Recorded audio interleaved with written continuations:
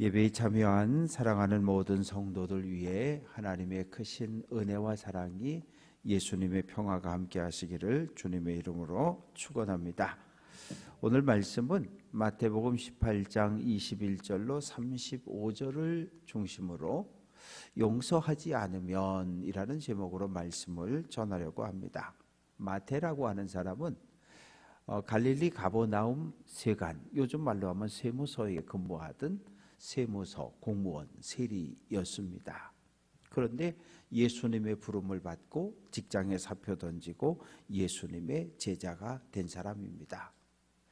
오늘날에는 국세청에서 이렇게 세무서에서 세금을 다 결정을 하고 이렇게 앞앞이 고지서를 보내고 요즘은 또 모바일로 문자로 이렇게 친절하게 안내하기도 합니다. 2000년 전 로마 사회, 로마 제국이 통치했던 그 시대에 어떠했을까요? 첫째는 로마 황제가 부과하는 세금이 두 가지 있었습니다. 그것은 첫째, 인두세예요. 남자는 14살, 여자는 12살 이상 무조건 세금을 냈습니다. 두 번째는 토지세라는 게 있었어요. 밭을 가지고 땅을 가지고 농사를 짓고 소출이 있고 그러면 거기에는 반드시 세금을 내게 되어져 있었습니다.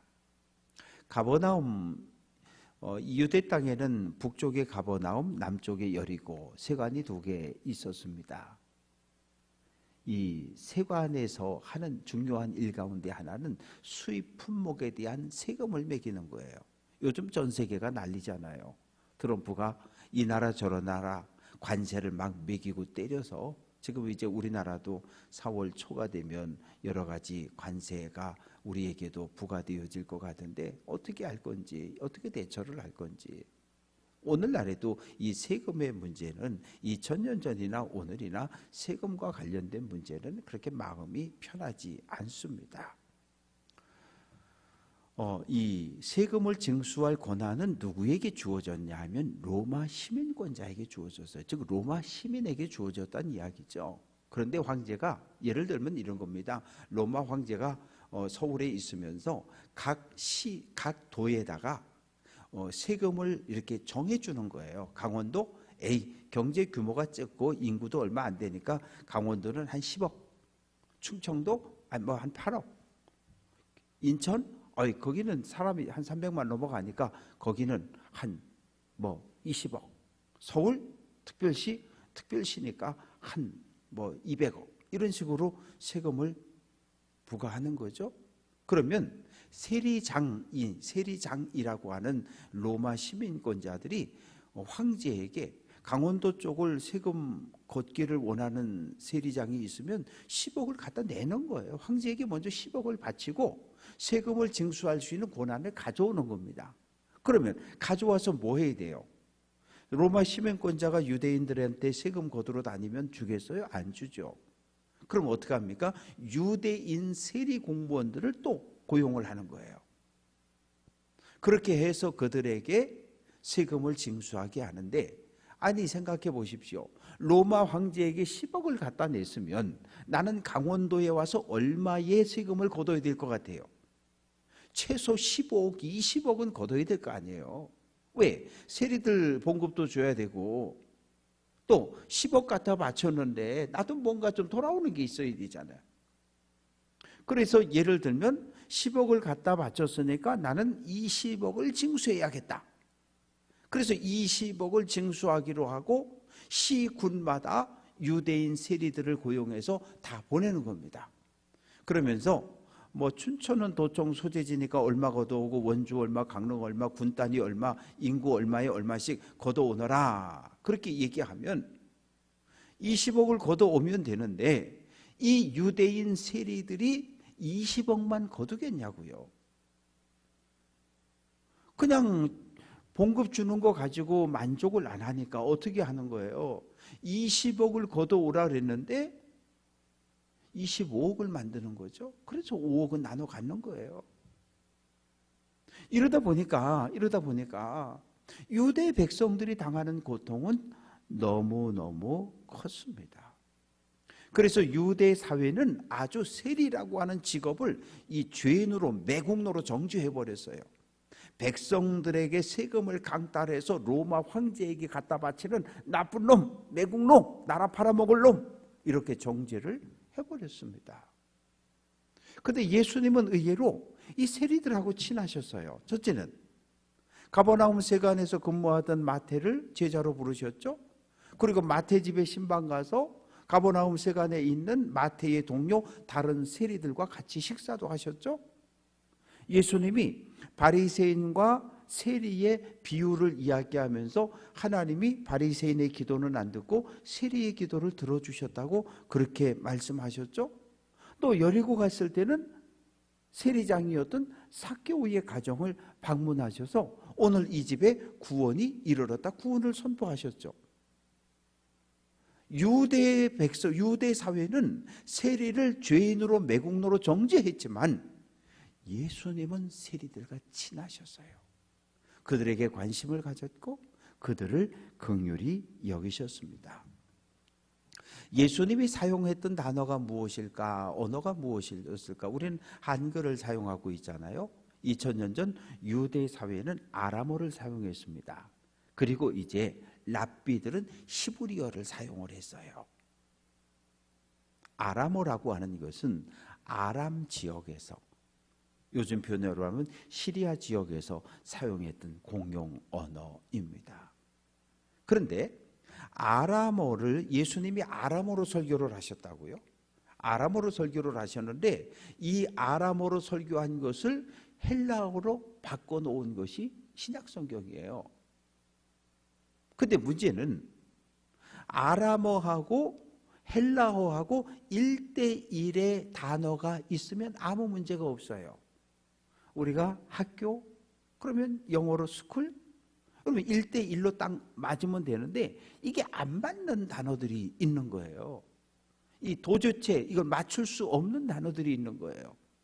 그래서 예수님이 성경에서 소녀야 일어나라 달리다 쿰, 이것을 헬라어로 번역할 수 없으니까 아람어를 그냥 놔둔 거예요. 달리다 쿰, 소녀야 일어나라.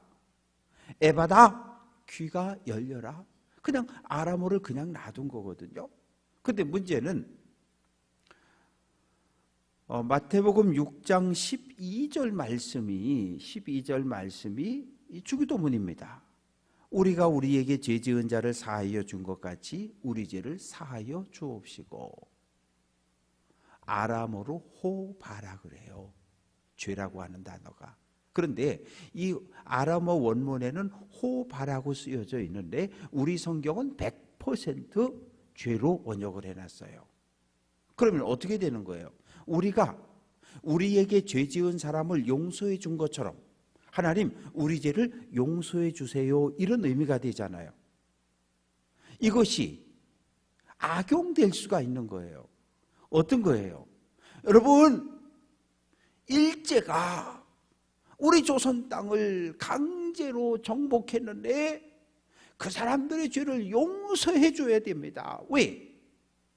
일본 사람들의 죄를 용서해 주지 않으면 하나님 우리 죄를 용서 안 하신답니다. 이런 이야기가 되는 거잖아요. 우리가 우리에게 죄 지은 사람을 용서해 준 것처럼 우리 죄를 용서해 달라고 하는 영화 밀양의 이야기가 그런 거잖아요. 성폭행을 당했는데 성폭행을 한 사람은 교도소 가서 예수 믿고 나 자유 얻었네, 나 구원 얻었네. 근데 피해자는 고통을 당하고 목사는 용서하라 그러고 용서해야 당신의 죄가 사함을 받고 구원을 얻는다고 그러고, 이런 말도 안 되는. 그런데 우리나라 성경은 호바라고 하는 아람어를 죄라고 100% 번역을 해놨는데 외국인 성경들은 그렇지 않아요. 그래서 우리 성경은 보면 이 마태복음 6장 12절을 찾아보시면 우리가 우리에게 죄 지은 자, 죄라고 하고 밑에 각 죄에다가 빛으로 해석할 수 있다, 이렇게 쓰여져 있거든요. 그런데 전 세계 성경을 딱 대한민국 성경 빼고 전 세계 성경을 딱 반으로 나눠보면 50대 50입니다. 빛, 부채로 번역한 성경이 50%, 죄로 번역한 성경이 50%예요. 그러니까 생각을 다르게 해볼 수가 있는 거죠. 어떤 의미가 됩니까? 우리가 우리에게 빚진 자, 돈을 빌려가고 갚지 못한 자를 용서해 준 것처럼 하나님, 우리의 빚도 탕감해 주세요. 이런 게 되는 거잖아요. 그럼 뭐가 되는 거예요? 우리는 채권자가 되는 거예요. 돈을 빌려준 사람. 그런데 돈을 빌려줬어요. 그런데 돈을 갚기가 어려워. 그 사람을 불쌍히 여기는 마음을 가지고 그 사람의 빚을 탕감해 주는 거예요. 너 갚지 마. 그냥 그동안 너 나하고 친구로 잘 지내왔으니까 너 요새 사업이 부도나서 형편 어려우니까 에이, 그거 내가 안 받을게. 너 그거 잊어버려. 채무문서 쭉 찢어서 버리는 거예요. 그리고 하나님 앞에 기도하는 거예요. 하나님, 아무개 아시죠? 저한테 돈 빌려갔는데 형편이 많이 어려워졌어요. 그래서 제가 만나서 밥 사주고 위로해 주면서 그 빚 탕감해 주고 왔어요. 하나님, 저 잘했죠? 하나님, 저도 좀 빚 좀 탕감해 주세요.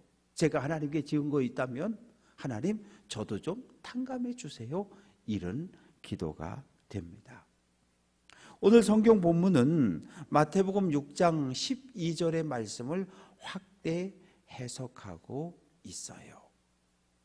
베드로가 예수님께 묻습니다. 선생님, 사람이, 형제가 내게 죄를 지으면 몇 번까지 용서해 주면 될까요? 랍비들은 전통적으로 2번에서 3번까지만 용서해 주라 그랬거든요. 2번, 3번까지 용서해 주고 그 다음엔 용서해 주지 말라 그랬어요. 선생님, 7번 용서해 주면 될까요? 아니, 랍비는 2번, 3번까지만 용서해 주라는데 베드로는 7번까지 용서해 주겠다는 거예요. 얼마나 대단한 거예요. 그러면 예수님이 그래 베드로야, 너 7번까지 용서해 줘. 너 참 착하다. 이런 칭찬을 받을 줄 알았는데 예수님 뭐라고 말씀하시냐 하면, 베드로야, 7번뿐만 아니라 7번씩 70번, 77은 49, 490번이라도 용서해 줘라. 이게 예수님의 말씀이에요. 용서라고 하는 헬라어 아페소라고 하는 이 단어는 보내버린다, 포기한다, 이런 의미를 가지고 있어요. 어떤 의미입니까? 내가 누군가에게 돈을 빌려줬어요. 채무문서를 찢어서 던져버리는 거예요. 빚 있던 것 자체를 없애버리는 거예요. 누군가 나에게 실수하고 잘못했어요. 잘못했습니다, 권사님, 목사님 죄송해요. 그 순간 털어버리는 거예요. 그걸 떠나 보내는 것. 이걸 용서라고 표현하고 있는 거예요.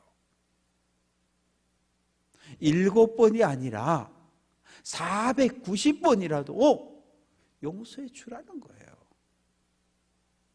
자녀들과의 관계에서 어떠십니까? 세상에 어느 부모가 장남, 장녀, 둘째 아들, 둘째 딸 딱 일기장 써듯이 써놓고 거짓말한 거 몇 월 며칠 1회, 거짓말한 거 몇 월 며칠 2회, 엄마 주머니에서 1,000원 빼간 거 몇 월 며칠, 이렇게 가지고 490번 수첩 써보신 분 계셔요? 어느 부모도 그렇게 하지 않아요. 한두 번은 기억할 수 있어요. 그러나 잊어버리는 거예요. 왜? 사랑하니까, 내 자식이니까, 형제니까. 그런데 이게 안 되는 관계들이 있는 거예요. 또 이게 안 되는 관계들이. 그럴 경우에 어떻게 할 것인가? 예수님은 하늘나라 천국에 대해서 지금 비유를 하고 계시는 거예요. 천국에 주인이 있고 종들이 있는데 왕이 있고 이렇게 이제 고위 관리가 있다고 한번 생각을 해보십시다. 그래서 설교할 때 어떻게 비유하면 좋을까? 왕은 요즘 말로 하면 대통령이라 그러고, 그리고 이 종은 각 도지사들. 그러면 이제 10월달 가을쯤 되면요, 시, 군, 도에서 이 정부 부처로 직원들을 보냅니다. 가서 뭐 하는 거예요? 우리 지역에 예산 따오라는 거예요. 달이 나야 되고 그 케이블 카도 놔야 되고 고속도로 뚫어야 되고 우리 해야 할 일 많은데 가서 돈을 따오라는 거예요. 그러면 어떻게 해야 돼요? 사업 계획을 잘 짜가지고 이걸 이제 가지고 올라가가지고 브리핑을 쫙 하고 그래서 통과가 되면 그 예산을 다 가지고 오는 거거든요. 그래서 한 지역을 책임 맡은 종이 있었는데 왕에게 계획 보고를 사업 보고를 잘해서 왕이 야 그거 괜찮다. 그렇게 하면 뭐 한 3년 후부터 5년 후부터 수익이 나서 원금 다 회복하고 그리고 언제부터 이득이 나겠구나. 야 그거 괜찮다. 그럼 10억 밀어줄게. 그래서 10억을 받아왔어요. 사업을 했어요. 그런데 세상에 사업이 내 맘대로 되느냐고요. 내 계획대로 내가 계획하고 내가 꿈꾼 대로 내 인생이 내 사업이 쫙쫙쫙 진행되면 우리는 모두 사장님이에요. 모두 회장님이에요. 모두 건물주예요. 그런데 사업이 파산이 돼버린 거예요. 빚을 졌어. 얼마를? 1만 달란트를. 이제 연말이 돼서 결산하자. 강원도지사 보고해. 와서 머리를 쿵쿵 찌면서 용서해 달라는 거예요. 왜? 1만 달란트의 손실을 입혔거든요. 그러면 1만 달란트라고 하는 이 돈이 요즘 표현으로 하면 어느 정도 될까? 금 1달란트는 나라마다 지역마다 조금씩 달라요. 그래서 그리스 같은 경우는 26kg, 로마는 34.2kg, 이집트는 27kg, 바벨론 30.3kg. 그냥 30kg로 한번 계산을 해볼게요. 2000년 전 금 30kg이면 6,000데나리온이었어요. 1데나리온은 노동자 한 사람의 하루 품삯입니다. 그러면 그냥 계산하기 쉽게 요즘 이렇게 공사하러 나가면 막노동에 가서 가장 밑에서 집 나르는 사람들 17만 원 정도 준다 그러더라고요. 근데 17만 원으로 계산하려니까 복잡해요. 그래서 그냥 10만 원으로 계산을 해봤어요. 10만 원으로 계산을 하면 1달란트는 6억입니다. 1만 달란트는 6조가 되는 거예요. 6조라고 하는 돈의 개념이 잘 또 안 잡히시죠? 강원도 2025년 올해 1년 예산이 10조가 안 돼요. 9조 7,025억 원입니다. 그런데 지금 이 한 사람이 6조의 빚을 진 거예요. 그거 갚아야 되는 거예요. 갚을 수 있어요? 못 갚아요. 결산하는데 빚을 갚아야 하는데 못 갚는 거예요. 할 수 있는 건 뭐예요? 머리를 쿵쿵 찌면서 자비와 긍휼을 요구하는 거예요. 왕이 말합니다.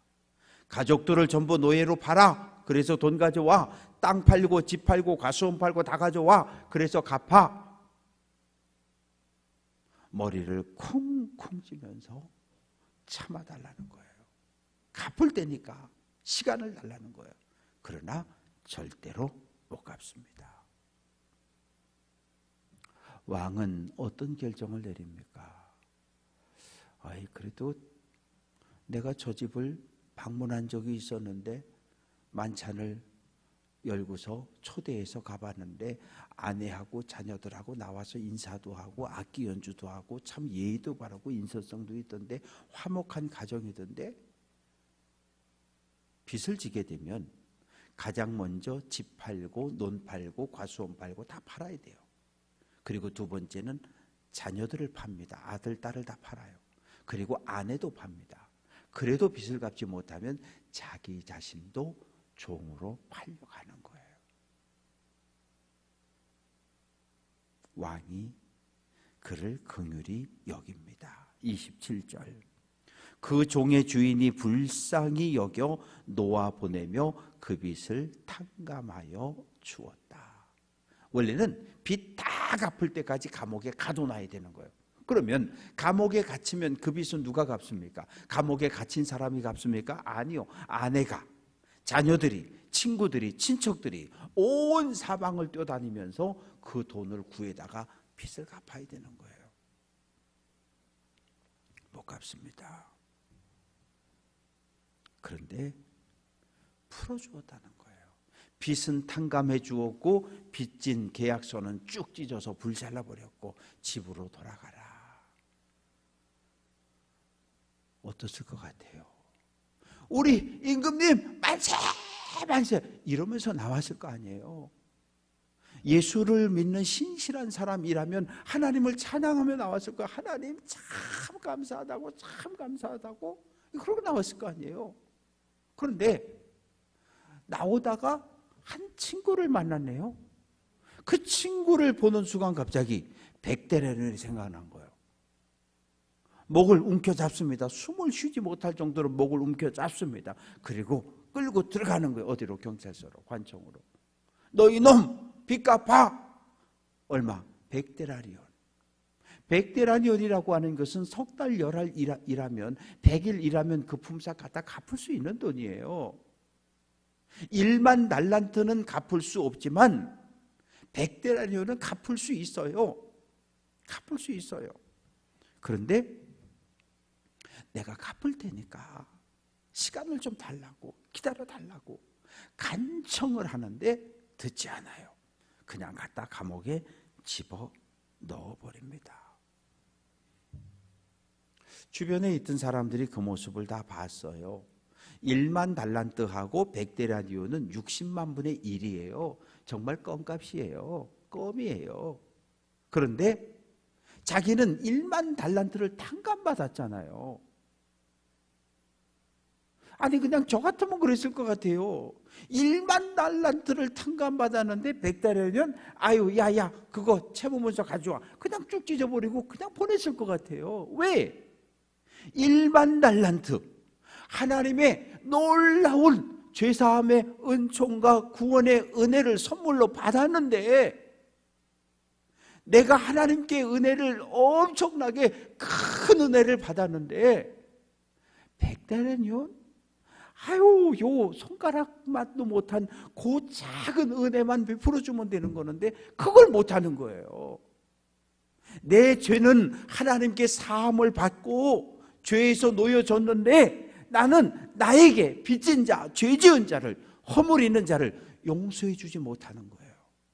절대로 용서 안 하겠다는 거예요. 목회자하고 장로님들이 뭐 이렇게 좋은 관계로 지낼 수 있지만 또 때로는 다툴 때도 있잖아요. 의견이 안 맞아서. 어느 교회 목사님이 그래서 그 장로님들 마음에 상처가 좀 되셨나 봐요. 근데 목사님이 그만 이제 나이가 드셔가지고 병이 들어서 돌아가시게 됐어요. 그 장로님이 아무래도 안 되겠다. 목사님 돌아가시기 전에 얼른 가서 용서를 구해야지. 그래서 목사님을 찾아갔대요. 목사님, 제가 그때 그랬는데 목사님 마음을 아프게 했는데 정말 죄송합니다. 제가 이렇게 용서를 비니까 목사님 나를 좀 용서해 주세요. 그때는 목사님이 가만히 계시더니 고개를 쑥 돌리시더래요. 용서를 안 받아주신 거예요. 그러고 그냥 돌아가셨대요. 참 저도 그래서 그 얘기를 듣고 참 그 부분도 참 독하시네 하고 가는 김에 훌을 털고 가면 얼마나 좋아. 그걸 왜 못 털었을까? 왜 못 털었을까? 목사 장로 사이만 그렇겠습니까? 교인들 사이에도 마찬가지겠지요. 부부 사이엔 또 어떻습니까? 사랑해서 결혼했는데 죽이고 싶은 1번이 남편이 되고 아내가 되는 이런 세상, 이거 얼마나 참 안타까운 일입니까? 형제 사이에, 부모 자녀 사이에, 아내 세상에 용서 못할 죄는 또 어디 있습니까? 용서 못할 죄가. 그런데 오늘 말씀 속에서도 보지만 1만 달란트 탕감 받았는데 100데나리온을 탕감 못 해주는 거예요. 그 보고가 누구에게? 왕에게 들어갔고 왕이 분노하잖아요. 당장 가서 그놈을 잡아오너라. 그래서 다시 왕 앞에 끌려왔어요. 악한 종아, 이 나쁜 놈아, 너 어떻게 그럴 수 있냐는 거예요. 내가 너에게 1만 달란트의 빚을 탕감해 주었으면, 내가 하나님의 은혜를 경험했으면 너도 용서하고 사랑하고 베푸는 삶을 살아야지. 너는 어떻게 은혜만 받을 줄 알고 누릴 줄만 알고 흘려보내고 베풀 줄을 모르느냐. 그러면서 옥에다가 가둬 버렸다고 하는 이야기가 오늘 말씀의 내용입니다. 사랑하는 성도 여러분, 저도 여러분도 우리 모두는 하나님의 은혜를 경험한 사람들이라고요. 하나님의 은혜는 제일 큰 은혜가 무엇입니까? 예수 믿고 하나님의 거룩한 백성이 되고 모든 죄 사함을, 죄가 없어진 건 아닌데 예수님의 피로 덮어버리셨어요. 그런 우리를 보시고 하나님이 의롭다고, 의인이라고 우리를 그렇게 인정해 주셨거든요. 하나님께 받은 은혜가 이렇게 크고도 놀라운데 그 은혜를 흘려보내는 삶을 사는 것 당연하지 않겠어요? 은혜를 받을 때 아멘 아멘 아멘 하면서 나는 용서하지 못한다? 그러면 하나님 앞에 서는 날 악한 종이라고 책망을 받을 수밖에 없어요. 하나님의 은혜로 구원을 받은 우리가 받은 하나님의 은혜를 흘려보내지 못하고 사랑하지 못하고 용서하지 못하고 화목하지 못하면 하나님께 받은 은혜가 취소된다는 거잖아요. 하나님께 받은 구원이 취소될 수 있다는 거잖아요. 구원의 길에서 떨어져 나갈 수 있다는 거잖아요. 이건 대단히 무서운 말씀입니다. 지난 주일에 출애굽 1세대가 홍해를 건넜고 광야를 걸어갔지만 가나안 땅 들어가지 못했어요. 가나안 땅에 들어가는 것이 구원이었는데 가나안 땅에 들어가지 못했다고요. 왜? 불신앙과 불순종으로 광야에 다 쓰러져 죽었어요. 오늘 우리는 어떻습니까? 세례도 받았잖아요. 직분도 받았잖아요. 은혜도 치유도 수많은 은혜의 경험이, 응답의 경험이 우리에게 있는데 하나님께 받은 은혜는 계산할 수 없을 정도로 너무나 크고 놀라운데 베풀어야죠. 하나님이 우리에게 원하시는 건 복의 통로가 되는 삶을 사는 것을 기대하고 원하시는 거잖아요. 바라고 소망하는 것, 예수님처럼 예수님 말로만 사랑하라 그랬을까요? 용서한다 그랬을까요? 아니요. 예수님 십자가에 못 박혔어요. 십자가에 못 박은 그 군병들을 위해서 하나님께 기도합니다. 하늘아버지, 저들을 용서해 주세요. 저들을 용서해 주세요. 아니 어떻게 나를 십자가에 못 박은 저 로마 군병들을 용서해 달라는 기도가 어떻게 나올 수 있냐고요. 그런데 예수님은 용서를 구하셨어요. 예수님은 말로가 아니라 삶으로 용서를, 사랑을 실천해 내신 분입니다. 그 예수님을 오늘 우리가 주님으로, 구원자로 고백하며 살아가고 있잖아요.